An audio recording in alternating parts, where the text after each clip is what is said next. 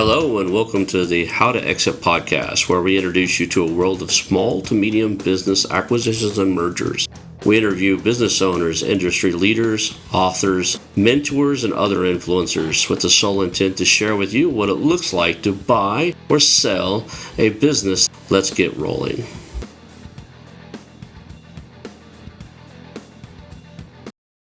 Hello and welcome to the How2Exit podcast. Today I'm here with Nunzio Presta. Nunzio, you're a former pro hockey player and the CEO of buyandsellabusiness.com. Thank you for being here. It's funny, as I practiced your name before this, and I think it's an ongoing theme. Anybody that's got a creative name, I like to say, I've seen them mess it up when the lights are on and the camera's rolling and I'm under pressure. I butchered the name. So apologize for that, and let's just jump in and have a good time here, man. Yeah, no worries. Listen, I'm used to it. Like I've told you in the past, my Starbucks name is Matthew because some people just don't get it right. So not a problem at all. As I was telling you earlier before the show, people butcher my name, Ron, right? It's Rod or Rob or whatever. And I used to take a picture and say, "Hey, I'm Rob," and post it on my social media. And somebody would say, "Hey, Ron," like, "No, not today. Look, I'm Rob today." You. So that's cool. Let's just start right off with, how did you get into this space? You went from pro hockey, and we were talking, you were looking at playing in overseas too, and Yeah. now you're in this mergers and acquisitions, buying and selling a business space. Kind of, can you fill in the gap? What's the origin story of that? No, absolutely. So, being Canadian, hockey was a big part of my life. I competed at some of the highest levels in the world, but unfortunately, my career came to an end. One of the questions I had to ask myself, which I still ask myself today, whether it's on certain business projects or features or anything in life, pretty much, is whether I should, try harder or walk away. And I had to make that decision to walk away from a game I really loved. And after I made that decision, I knew I wanted to go back to university, back to business school, and I just fell in love with entrepreneurship. I saw a lot of similarities between entrepreneurship and sports. So I was really excited. And while I was in university, I started a little business with a friend of mine. We grew it to a pretty, a pretty good position. But then, we started to reflect, and we used to tell each other that, listen, we don't have the resources or the passion or the expertise to really grow this business, further along. So we started looking for ways to try and sell this business. And this would have been in 2010, I believe, or 2011. And on that journey, Ron, it was difficult. Real estate agents would look at us and say, "Hey, listen, I'd rather sell a house." Business brokers would say you're way too small. They want something a lot bigger. And then at that time, just promoting the sale online, there was just no good positive user experience. It was all these directories and where I would be promoting the sale of my business while someone else is promoting the sale of a dog or a bike or a fridge, and the user experience just wasn't there. So I started digging into this world a little bit more, and I uncovered, some great trends that were not just specific to Canada, but were, applied around the world. And it was the increase in baby boomers looking to retire and exit that caught my attention. It was also, I already started noticing this, almost 11 years ago. There was this mindset shift that was happening. A lot of people were starting to move away from that 9 to 5 and entertain being their own boss. So that was interesting. And then also foreign investors interested in existing North American businesses, and then the increase in popularity around franchising that was happening a lot as well. Almost a decade ago. So I said to myself, "This is interesting," and like a typical entrepreneur, I said, "Well, if nothing's out there, I'm going to jump in and I'm going to create something special. I'm going to create something seamless, resourceful, and supportive." And that's pretty much the origin story. It's a quite simple, typical entrepreneurial story. But if we fast forward to today, we've been live to the market for about 8 years. We've done over $2 billion in transaction value. And I think at the end of the day, our entire team, we believe that everyone should love what they do, and we see business ownership as a path towards that. And we also believe that not everyone wants to start a business from scratch or can start a business from scratch. So we see entrepreneurship through acquisition as a path that mitigates risk and really makes business ownership real for many. So our message is pretty clear today, and it's you don't have to start a business to own one, and we promote and push that narrative day in and day out. Yeah, I like you know, I got into this space because I divested from my last company, and I was looking for what to do next. And to be honest, it's idea. I know the statistics behind it. Like so many businesses fell from the startup phase. Yeah, Um, if you really look at wanting to create a very successful business, something of significance, $1 million of revenue or more, the odds of doing that are something like 2001. Meaning that it's somewhere in there. I did the math a couple different times, but it's somewhere in that realm. Meaning that if you to just get past the first 5 years, 90 something percent of those businesses fell, and then out of the ones that succeed, the ones that reach that is only a small percentage. So the idea at age 50 to go out and pull 60 to 80-hour weeks trying to get something off the ground and running just really did not appeal to me. And yeah, uh, I was listening to a podcast or something, and then a guy come on there. He's like, "Why run the marathon when you can run the relay race and pick the baton up after you're way in way in the lead, right? You only have to run the last 100 yards." And what he yeah, was referring to is acquisition entrepreneurship. Somebody's got a 30, 40, 50-year-old brand. They've proven market concept. They've proven everything. And now they're ready to retire and they're just looking for somebody to take that baton over and take it to the next level. That made a lot more sense. And yeah. so kind of got into the space of this because I seen the opportunity too, right? There are an enormous amount of, and I'll get the statistics wrong if I guess at them, of baby boomers and people needing to retire out in the next 5 to 10 years, maybe 50. Yeah, So, Yeah, and Ron, you're absolutely right. From a buyer side, we we're also driven to make sure that these small business owners or these small businesses that literally are the backbone of our communities stay up and running. Right? We don't want to see jobs and local businesses disappearing from a traditional business perspective, and from a digital perspective. There's their footprint is still large as well, and it runs deep into the real world as well, right? So I think from a buyer side, we want we're driven to make sure that exits are easy and realistic. And then from a seller side, absolutely, right? You want to find something that mitigates risk, but I think from another angle, you also want to find something that you're passionate about, and something that you have the skill for in order to grow that business. Another thing that really drives our organization is this belief that a stronger economy and better future is possible when people wake up loving what they do. And business ownership, in our opinion, is definitely a path towards that. So it's a very, very exciting space, and in my opinion, a fulfilling space. And that's why we've been around so long doing this. so buy and sell a business.com, is that more of a brokerage or is it a listing service website? Or tell me what is that? Yeah, we like to say we participate in, the purchase and sale tech space. So, at its core, we're a platform where buyers and sellers can connect. Those buyers and sellers are entrepreneurs themselves, small business owners, franchisors, franchisees, and even business brokers leveraging us as a marketing tool. And essentially, there's three, I guess, three ways to engage with our site. The first is through our search engine, where you could search for business opportunities and connect with the sellers. The second, is, from a seller perspective, is what we call our introduction subscription service, where you can list your business for sale, and we make introductions to potential buyers.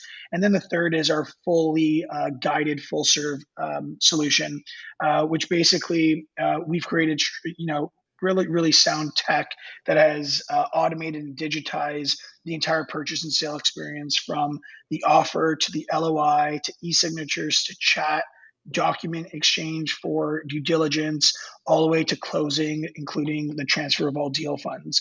So, from a seller perspective, our users could, either engage with a guided solution or an introduction solution. Got it. So let's talk about the process a little bit. A lot of when we talked about this earlier today on the show, but if you look at the selling process and what a seller has to go through, from your perspective, what does it look like to prepare a business to go through the process? So from our so when we talk about what a seller has to do in order to be ready to post on our platform, um, you know the business has to be sellable, obviously. The process of actually getting that listing on our site is very self sufficient. So they have to do is create an account, and from the moment they have access and verify their account and have access to our platform, all they have to do is click sell, and then they're on their way to selecting some options and creating their listing within our platform.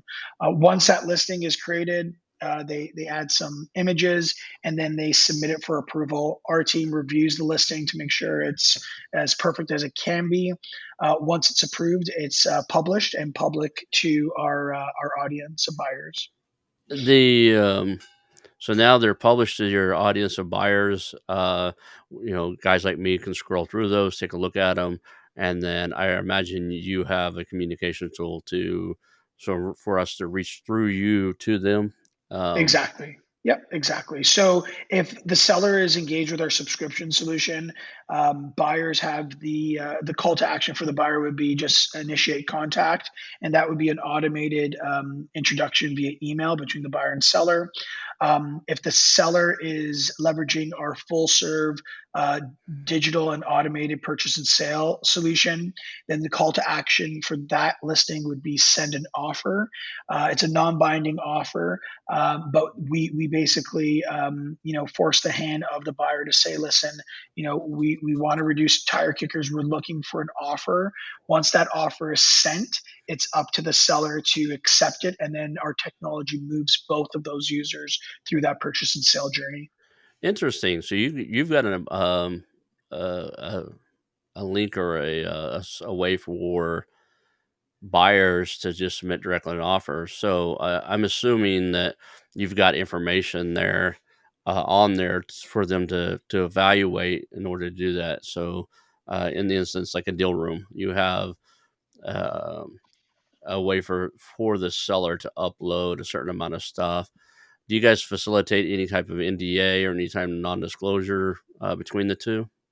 Yeah. So once that non-binding offer is sent and accepted, Hmm. then our technology guides them through what we call an LOI builder, and Hmm. within that LOI builder, both the buyers and sellers are able to tailor that letter of intent and enter the terms that they want, including a clause around NDA. Once that's e-signed and finalized, then our deal room is open to both the buyer and seller to engage with each other through either chat, exchanging documents, and then we kind of have this, check and balance sort of thing in our platform where we'll let the buyers and seller know what stage they're in, what needs to be completed. Once those things are completed, the next stage is opened with the next, I guess, to do list. So I think I lost something in the translation there in your explanation. W- How does the if it's making an offer is the first initial contact? How does an acquisition entrepreneur like myself have enough information to know what to offer or to make that offer? Yeah, so the listing itself, the seller provides, the financials, the overview of the business itself.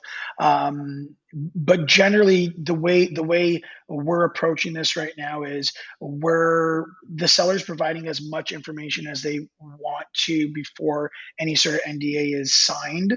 But once that initial offer is sent, then that's when the buyer and seller is going to receive additional information to actually go through a letter of intent and due diligence. So most of the meat of the deal won't be uncovered until there's I guess an informal, non-binding offer that's agreed to. Okay. That's cool. Um, what's the process look like? I mean, what needs to be in place for them to effectively sell that business? I mean, is there? I know you said it in one way, but if I was to sit down and go, okay, I'm time to sell, what needs to be in place before I can to effectively to list on your site and start receiving offers? I guess let's rephrase that. The successful listings you see that sell fairly quickly, what do they have that the other ones don't? Yeah. Yeah, and that's a great question. And I think what you're really getting to is, um, the marketability of a potential listing. And we've been around for a while, and what we've noticed is, in order to, and I know this sounds simple, but it's just the truth. But in order to really effectively market a business for sale, not only does it have to be valuable, it needs to be sellable, especially in the micro market. And we've been around for 8 years, and we've never seen a bad business sell per se. In larger markets, acquisitions can take place for strategic reasons, even if that business isn't profitable. um, However, in the micro market, some buyers have the strategy and patience and resources to pull a business out of the gutter. But a majority of buyers are looking for an immediate return, or looking for passive income, or looking to replace their job. Therefore, the marketability of that listing and of that business really depends on how sellable the business is. And like I said, we've seen tons of acquisitions in the micro market, and in general, a sellable business has great timing and aligns with social, economic, and tech trends. And we always urge our audience of buyers to really buy the business for future opportunities, not for what the business is today. Sellable businesses are self-sufficient, meaning they aren't dependent on a particular stakeholder. And also, sellable businesses have strong and healthy financials. And we see the listings with business models that have recurring revenue. We see bonus points go to them, or premiums at least go to those as well. So I think in general, to market a listing on our platform, it really needs to be sellable. It needs to be organized, and you have to be prepared to sell that. And if you're listening to this, maybe one more thing to add on that is the assets need to be transferable, right? Yeah, I was of just course. Yeah. reviewing, yeah, I was just reviewing something, small business. They have some contracts in place, and there's no, I think technically, I'm no lawyer, don't take me for legal advice, but technically all contracts are assignable. But as a buyer, we're looking for language inside of your contracts that says that, in the event the business is, sold, acquired, whatever, um, you know, the contract stays in place as in full force. They had nothing in their contract for that. And now it's a question to attorneys as how transferable are those contracts? Because without them, they don't have a business. It's a very good point. Yep. Right. We've mentioned the word deal room a couple of times here. I've a lot of people are not, if you own a business and you've never like done started your research and educate yourself on what it means to sell. There's a whole dictionary of terms that you've just never used in your day to day Yeah. business. What is a deal room and what goes in it? What's that about? Yeah, well, what goes in a deal, and what's interesting is, now that we launched this full serve solution, and Hmm. buyers and sellers are able to kind of create this deal room together and collaborate on this deal room together. We're starting to see the type of information that our users are putting in there. And I think the short answer is as much as possible.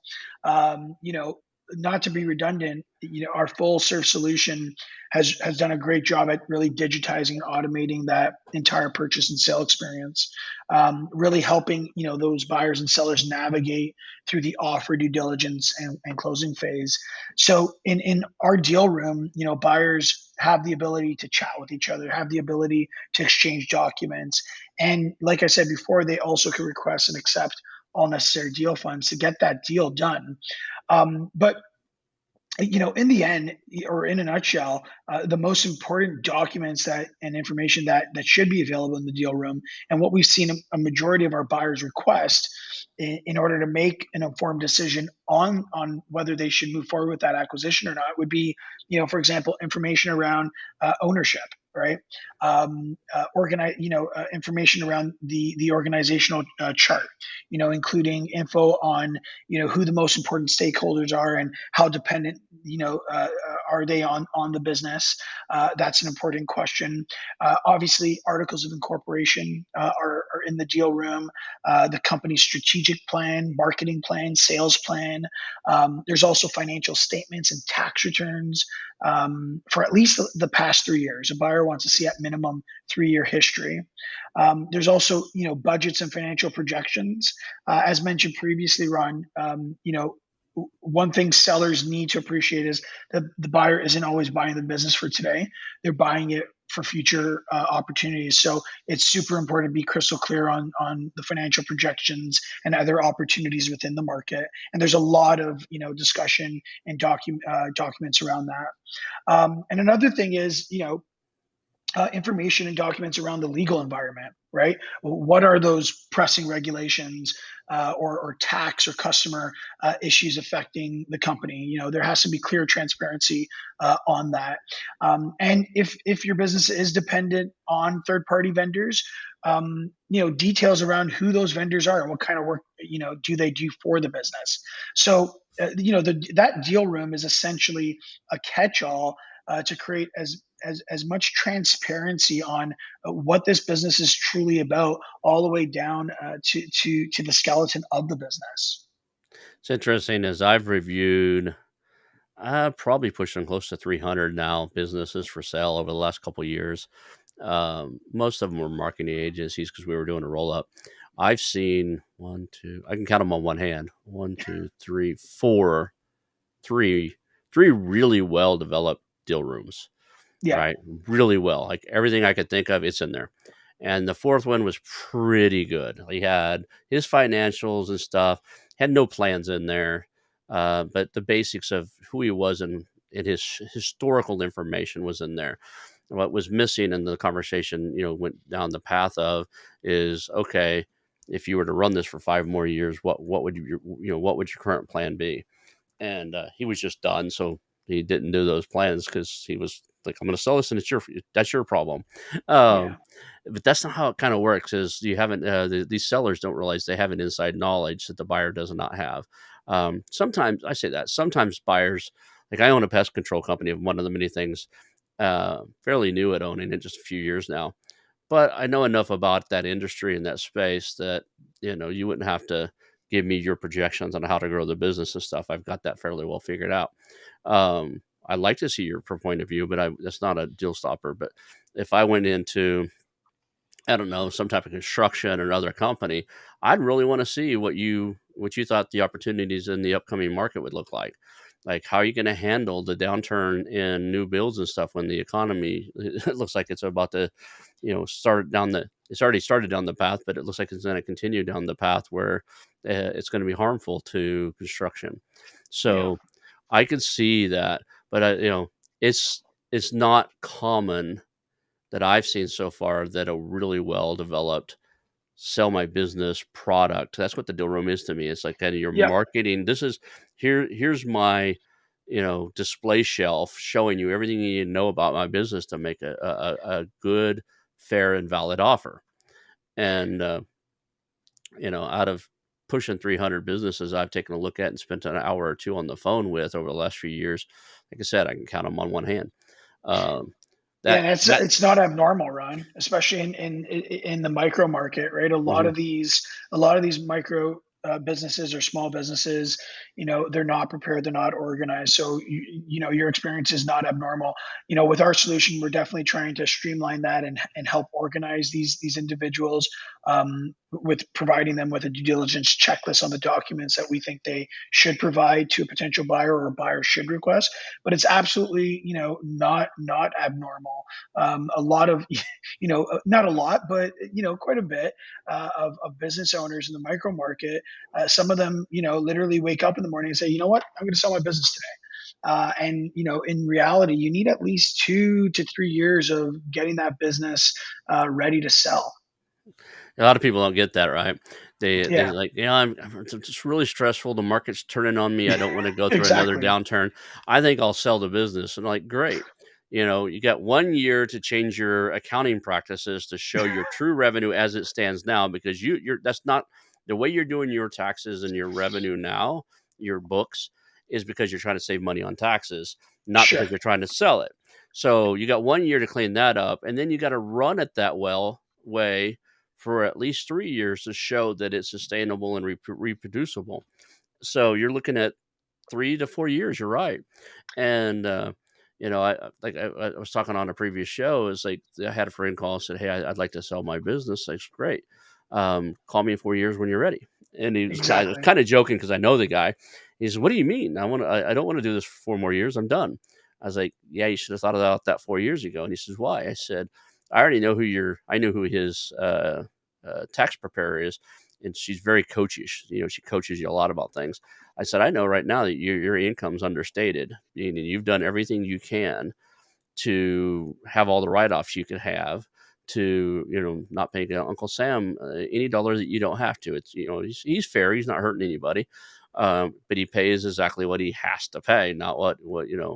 So the first year is always going to be, you got to undo that, right? And you can't just go in and fix a lot of people go, I'll just go in there and show you this is what it should look like. Shoulda, woulda, couldas don't sell businesses, right? Exactly.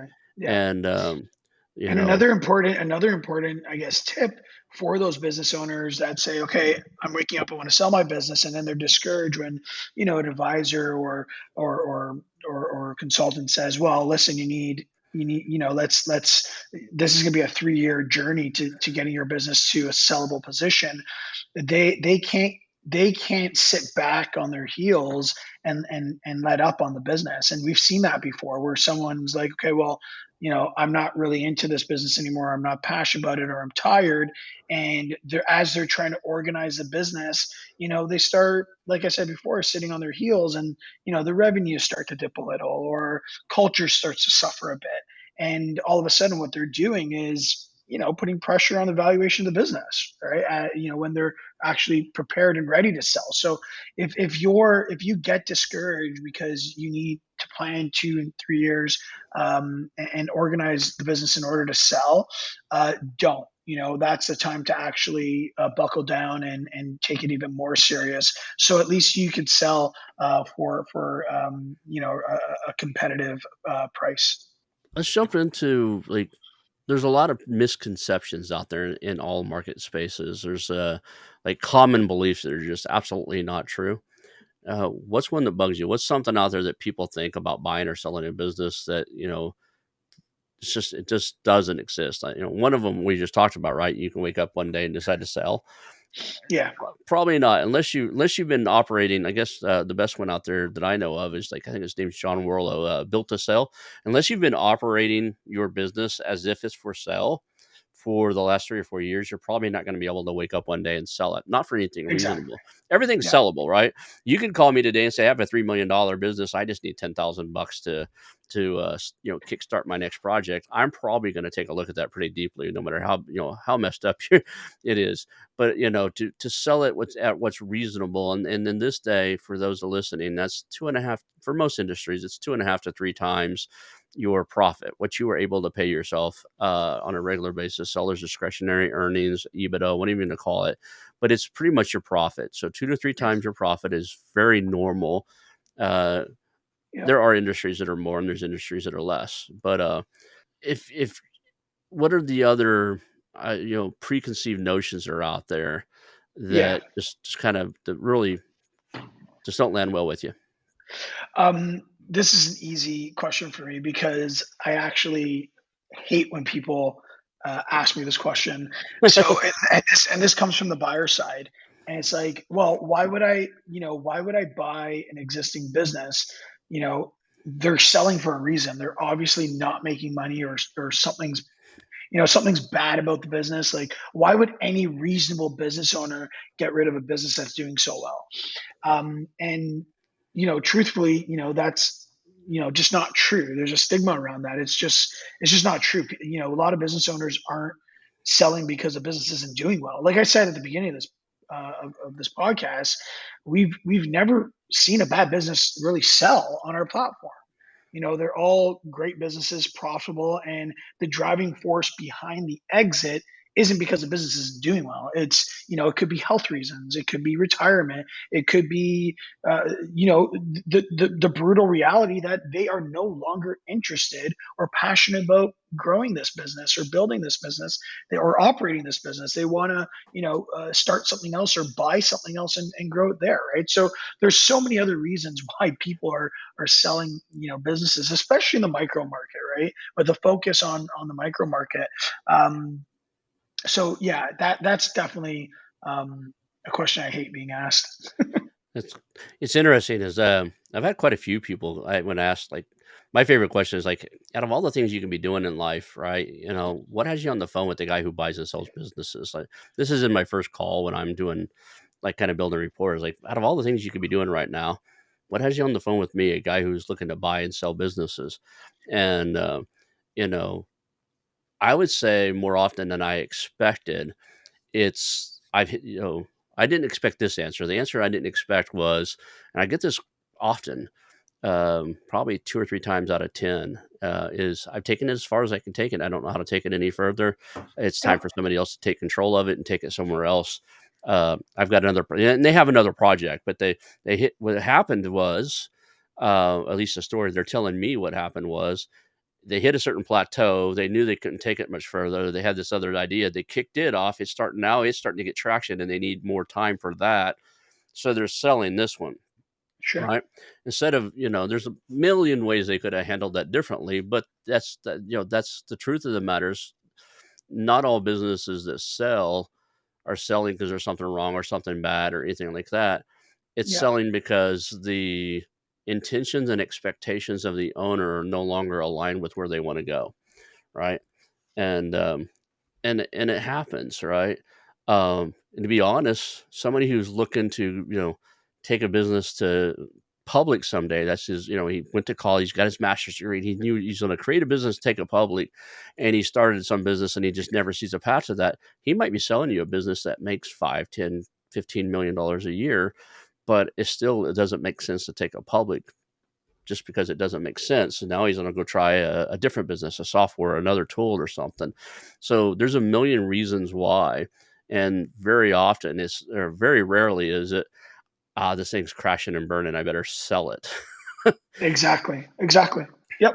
So cool. So what's your favorite deal? Like, what's the coolest thing you've ever seen go through your site, or you got to work with that help? I love good stories. Tell us a good story about something that, you got to encounter in the last 8 years. Well, you know what? So as a platform, and as we the unfortunate thing is, we have a very engaged community, and we're very supportive, and constantly in contact with our user base. But like any other digital first platform or marketplace, there's a lot of users, there's a lot of deals going through. So unfortunately, we can't have a close relationship with all our users. But one that definitely stays top of mind for me is a story when my sister-in-law actually bought a children's playground through my platform, and it was just really rewarding because I created something that added value to someone that was close by, and I saw the actual effect in real life. I saw how she transformed this great little playground into something that was pretty good. She grew the revenue. They dumped money back into the playground to renovate it and rebrand it, and it was growing. It was growing great. So I think that's probably definitely top of mind for me because it was so close, and I saw the real life effect of it. Um, this one just keeps sticking in my head, so I'm gonna get it out there. What piece of advice would you consider most important for somebody thinking about selling? Like, if they're really busy, they're still engaged, they're pulling their 60, hour weeks, but they're thinking about selling and they need to start the process. Where do you have them start? What's the most important thing for them to start doing differently? Right away, start creating, operating principles, systems and processes and even values in the business, whether it's a two-person show or a 25-person show, because you want to make sure that the business isn't dependent on you. I know in our space, it's probably the number one piece of advice, but creating a self-sufficient business is absolutely mandatory in this space because a lot of buyers, they fear the unknown, and if they see that that business is really dependent on that one owner or that one client or that one supplier, they know as soon as they buy that business and those certain stakeholders are gone, so is the revenue. So that would be my number one advice. Start working on really creating a business that's not dependent on you day in and day out. And the next is really make sure your financials are healthy and clean and organized. I always tell people if you can introduce some sort of subscription or recurring model, go for it because the valuation or the multiple of that revenue is higher sometimes, or at least the multiples on revenue versus profits for models like that. And also be aware of timing, right? If you think you're or you have always had this plan that you may want to exit, know when the right time to exit is, right? And you need to be aware of all the socioeconomic and tech trends, right? I always it's an old example, but it's a very true example. If you had a little independent taxi company that you wanted to sell, and all of a sudden Uber's on the corner, you may want to sell that sooner than later, right? So just being aware of the environment as well, right? Right. One of the exercises I have some owners do when they tell me, well, I pull 50, 60 hours a week. It's cool. What roles do you hold? Yeah, I'm pretty much just manage things. It's like not at 60 to 70 hours a week, right? I said, here's Yeah, what I asked them to do. So for the next 10 days, do me a favor. He said, what? At the end of every day, get you a notebook, right? Or open up a notepad on your computer. And at the end of every day, log one, like what time did you get there? What time are you about to go home? And then just brain dump everything, like all the different things you worked on, and do it for 10 days for me. And and I want to see it. And the reason I do that, and then this is for friends mostly than anything, but the reason I do that is because I honestly think a lot of owners don't realize how much they're actually doing, yeah, right? And you see note entries in there. Hey, accounting brought me this problem and I helped them fix it. Or like, so now he's an accountant for a few seconds, right? But there's a lot of hats he's wearing. And I said, what the second exercise I say is like, look everything on that list and figure out what should you be doing, right? If your accounting is doing that 3 times a week, probably the next accounting hire needs to be just a little bit more senior, a little bit more experienced, so they go to them, sure. right? Maybe not right away, but you're just like you identify, okay, I've got a weakness in this area, and it's surprising what they learn in that space, right? One of the guys, like, I realized I spend 10 hours a week out in the shop fixing machinery. Like, okay, you've got 20 people on the floor, nobody else knows how to fix that stuff, right? It was a machine shop type of thing. Yeah, So, but I honestly believe it's what's the word I'm looking for? You get kind of acclimated to your environment. You don't see things that are right in front of you because they're there every day. So, getting an owner to kind of see what it is they spend their time doing is, I think, the first step. And then he said, "Well, the guy that asked me that, so okay, what's the finish step?" I said, "Start taking vacation time. Assign all that stuff to other people, and take a week off, and then come back and see how things are working." right? Exactly. Tell the staff you can't contact me unless this place is burning down, right? And But then it also unlocks it unlocks time for that owner, to put towards more strategic areas of the business to actually grow the business, right? mhm, When they're dependent on every aspect of the business, it stops growth, in my opinion. And I saw that as a young kid. My father had a CPA firm, and I remember as a little kid, just in his lobby, just doing homework, the amount of clients that would come in and go to the secretary saying, "Hey, is Frank here?"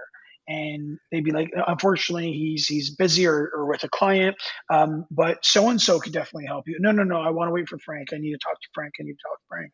So right away, I know it's accounting, so it could be a little different than other businesses because there's that one-on-one relationship, but it still paints a picture that when you're really dependent on everything in the business, it could lead to a bad customer service, or just being absorbed in the business where you can't actually work on the business to see how you could grow it more, right? So I think creating those principles and those systems and processes where decisions can be made without you, and the business could operate without you is absolutely critical, especially if you're thinking of selling.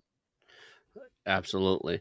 It's like I did it with my last business. I realized I used to kind of call myself a problem solver. Somebody who can I love solving problems, and the problem. What's the number one problem with somebody who identifies as a problem solver? What do they have an abundance of?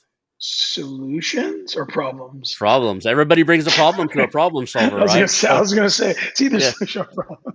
we create solutions, but Yeah, so problems. what happens is you end up surrounding yourself with employees who always have problems they need you to solve, Yeah, right? Because yeah, you're good at solving them. So, uh, now if I showed one of my guys how to tie his shoe, then he did it. If there was nothing wrong with his shoelace, he could do that over and over again. But the yeah, second there was an awkward knot or something different about the shoelace, he would come to me and go, "Hey, this is different. What do I do with this one?" Right? It was a bad culture to actually to have created, right? And a lot of business owners don't realize that. I didn't realize it until later on that I had done it. That was the reason I was having some burnout stuff. Is like nobody does anything here but me. yep, That's because I hired people who made me feel smart because they brought me problems I could solve.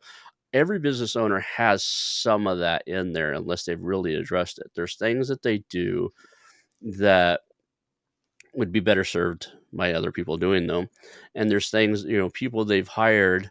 I've had owners like, "Hey, I'll sell you the business, but you got to promise me you fire nobody for the first 6 months." I told everybody I'm selling, and I'm really concerned. They're all concerned about their losing their job, so just promise me you won't make any changes for 6 months. I'm like, I can make promises I won't do anything for the first 60 days because it takes me that long to learn what I've got my hands on, right? But after that, I promise you, I just told them, I was like, I promise you, there are people working for you that you're loyal to them, your loyalty to them outweighs their value to the company. If you've been in business for 25 years and, you hired your favorite employee's grandson, he doesn't have to perform like everybody else because you have a loyalty to your favorite employee, right? yeah. I don't have that loyalty. I don't know the guy. So, that said, there's something to be said for understanding the culture, understanding who's there, why they're hired, who are they connected with, right? That space of like it gets different when you start getting over 50 employees, but in a smaller environment, the smaller the team, the more what do you call it, connected they kind of have to be, right? So inside of some of these spaces, how do you see that inside of a deal room or something? Like, okay, they got 13 employees. How do you how do you get the owners to, or even the sellers to understand what the culture is going to be like? I do it by long phone calls and Zoom calls and and other stuff, but I I don't play in that digital market space where I can go scroll through a list of businesses and make an offer on something. I haven't played in that. Is it because it's micro that it makes it easier to do that, or Well, I think at the end of the day, the way we're positioning it is sure the micro space has something to do with it. But we're also it's a mechanism from us as a platform to say, listen, this is a non-binding offer. Right. This is just to make sure that we're kicking away these tire kickers, and we're making sure that the conversation is as qualified as possible. There is no actual deal until a purchase and sale agreement is sent and signed. So, Right. the offers are really, like I said, non-binding. They're not, they're informal, per se. It's just to align both the buyers and sellers. But that's just the way our platform operates, and that's just a mechanism we've released in order to try to make sure that our sellers are not wasting time with unqualified buyers. Can you give me an idea on what are the average business sizes on the platform? Like, I don't know how you do it, like if it's revenue or profit or whatever, but from what's the range? What does it look like? Yeah, so right now we have something on our site called Data Stories, and Mhm. and if you go there, it'll show you what the average listing price is and what the average connection price is. So right now, the average listing price is around. It's almost around seven hundred thousand. I believe last time I checked, it was around 686,000, and then the average connection price. So the valuation of the listing that a lot of buyers are connecting with is around 750,000. So that kind of creates the environment, or for the micro market that we play in. But just based on the average listing price of 680,000, the average multiple, like you said, is anywhere from 2 to 3. So you can easily understand the average profit per company on our site. That's cool. So the reason I wanted that is when I heard micro, I'm thinking, I've had the CEO, Flippa, and there's Yeah, Micro Acquire. Some of their site, I mean, a lot of their listings are really small. It's like, you know, yeah, $5,000-6,000 a year in profit, and it's like, okay, the only reason I'd buy that is I'm in your industry and I don't want to spend money to develop a website. Might as well buy your website that's in my industry, add my yeah, product to it, and bump my revenue up a little bit. And that's from my perspective. From a lot of other perspectives, people buy them for other reasons. But so I was trying to figure out, when you've used the phrase multiple times on the show, yeah, micro, and yeah. micro to one person is different than micro to another. Sh- So Sure. Yeah. So the way we defined it is under 5 million in enterprise value. That's the micro market for okay, for us.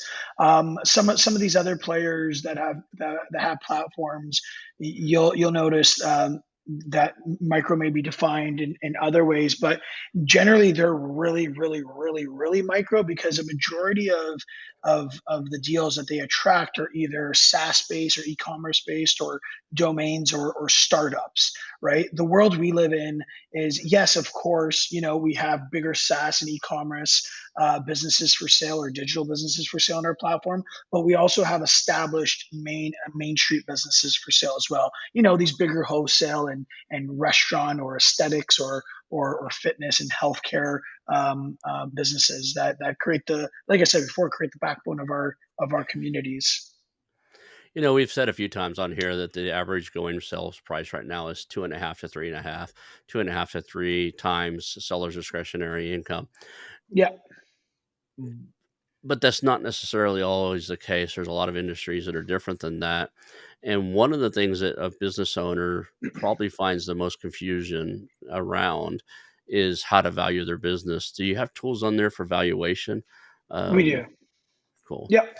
So, Yeah. So because we're sitting on a lot of rich data, we actually have a quick business valuation calculator.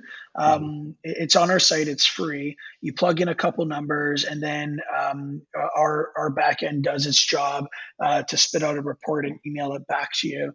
And it's based on all, like I said, all the data that we've been analyzing and gathering for the last almost 10 years. Okay. So I was just curious because I mean, if you have a business owner, I had one of the same guy I was telling you about earlier. He called me. He said, "How do I price my business?" And I said, Yeah, "Well, that depends." and he said, "Well, I Google it, and there's so many different ways to do this." I was like, "Yeah, I think it's one of the major colleges. Like, I won't know which one, like Ivy or something. One of the Ivy schools out there actually has 147 valuation models that they teach." Right yeah, at yeah, one school, so, where you and I are just throwing out multiple of EBITDA or multiple of seller's discretionary earnings, profit, or whatever. That's the sure, simplest one. Some of us use it. A lot of people preach against it, tell you you're making a bad decision by using it. yeah. But if you're a business owner, you go down to Google, how do I get an estimate on what my business is worth?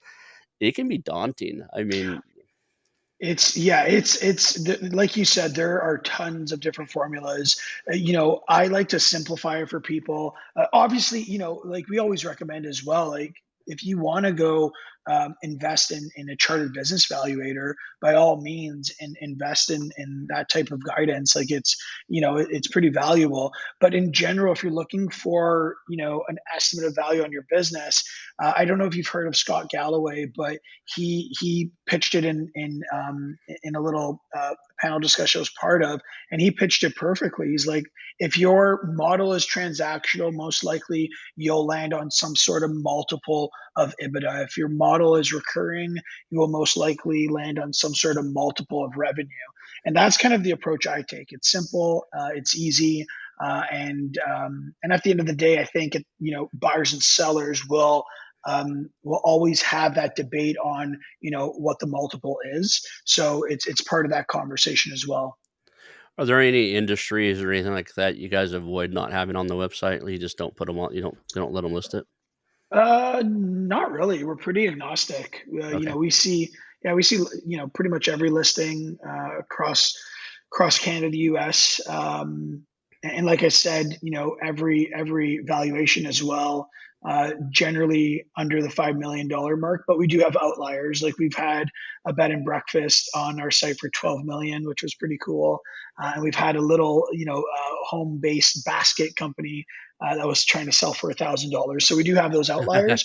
But yeah, like the average is around that 700,000 mark. Okay. Man, we've been chatting for nearly an hour, and but let's just do some important housekeeping stuff. How do people contact you if they want to reach out to you and talk to you? Yeah, sure. So the easiest way is just to go to our website. So buyandsell.business.com. I'm also pretty active on Twitter, and that's just at Nunzio Presta, Nunzio Presta. And yeah, that's probably the easiest way to get in touch. So for my U.S. listeners, Z is Z. Oh, yes. See, I know, I love it, exactly. I love it. Uh, I'm on the phone with people from Australia, and I've had people all from I love the different cultures and stuff, but I was just Yeah. playing with you there. So, No, um, yeah. our favorite question that always end the show with, and we probably should get to that point now, is how can myself or the audience help you out? What can we do to help you move your game forward? Yeah, like full serve is fairly new. We're the first platform to launch a solution that has really digitized and automated this purchase and sale experience um, for our users. So, we've launched. I believe it's been just over 3.5 months now. It's getting some great traction, some great momentum. But I love feedback on it because we're trying to perfect that experience and that solution as much as we can. So, I think my first ask would love some feedback on that solution. I don't know if we're able to share a link to that solution, but if we can, maybe we could drop that in the copy somewhere, Ron. But would just love some feedback on that solution, and then just like any other two-sided marketplace, we're looking for people to walk down the aisles, and we're looking for inventory on the shelves. So word of mouth referrals and just going to our site and suggesting our site to people looking to buy or sell a business, any type of business, would be greatly appreciated. Awesome, and we definitely can get that linked in the show notes. Make sure you email what you want in there to my Yeah, team thank because you. I'd say send it to me, but I just moved. Everything's crazy here. If you send it to me, I might lose it. Send it to Yeah, Mariel, and she manages the production team. She'll get it in there and get it in the show notes. So if you're listening to this, expect it to be in the show notes. And if you don't see thank it in you. the show notes, reach out to me via the hotline that's on the show, and tell me I forgot the link, and I'll make sure we get it out there. uh, Perfect. Yeah. it's things are still a little hectic moving to California. I say hectic. We're gonna get off this. I'm gonna text the wife to bring the kids back over here, and I'm gonna grab my fishing gear, go back to the ocean. So, Jealous. you know, but yeah, I appreciate having you on the show today. Thank you for being here, and let's call it an end. No, absolutely appreciate the opportunity, Ron. Awesome, thank you. Thank you. Bye. Hey, it's your host, Ronald Skelton. I want to thank you personally for watching the show today and invite you to call our new hotline, 918-641-4150. That's 918-641-4150.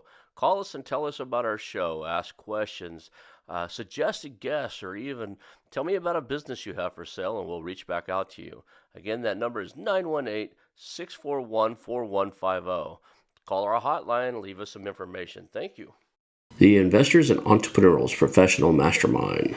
The Investors and Entrepreneurs Professional Mastermind combines the traditional peer-to-peer mastermind introduced first in Napoleon Hill's famous book, Think and Grow Rich, with accountability partnering, where your peers help you ensure that you set goals, take actions, and get results. If you want to scale, blow past roadblocks, and achieve success faster than you might think is possible, I suggest you take a visit over to tiepm.com. That's tiepm.com and check out the Investors and Entrepreneurs Professional Mastermind.